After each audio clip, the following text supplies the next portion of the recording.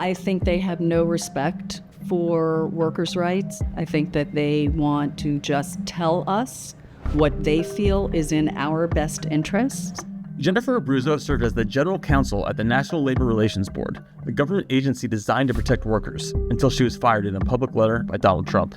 Trump sent an email firing both me and Gwen Wilcox, the first Black woman board member, paraphrasing, "I have no confidence that you will effectuate my policies," which is one of the only truths I've heard come out of his mouth. Abruzzo's years guiding the labor board produced a wave of pro-worker policies, and despite the Trump administration's efforts, most of them are still legally binding. Here is just a sampling of the big ones that workers should know. Mandatory captive audience meetings are now unlawful. If they engage in conduct that could taint the election process, then the board said, we're going to order you to bargain with the union. The board made sure that workers understood that. It doesn't take a protest or some other larger action for it to be considered protected concerted activity where workers can't be retaliated against for exercising that right. The suit claims that Whole Foods is retaliating against workers who wore Black Lives Matter face masks on the job. Racial justice, social justice, economic justice advocacy, which may have broad societal implications, if it touches on some issue in the workplace, then it is protected concerted activities. Let's say a worker was discharged unlawfully.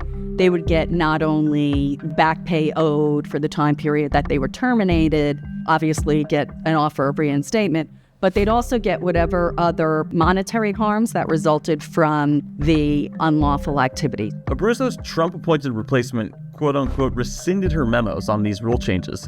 But for the most part, that means nothing. People should not get their hair on fire because some of those memos, there's board law out there now.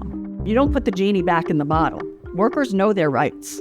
Workers are going to exercise their rights. And the general counsel is required to follow extant board law, the current board law. Workers need to understand that all of the regional offices are still open, so all the investigations regarding unfair labor practice charges are still happening. Elections for union representation, those are still happening. But with the Trump administration's ongoing attacks on workers, including trying to end collective bargaining rights for public unions, nothing is guaranteed going forward.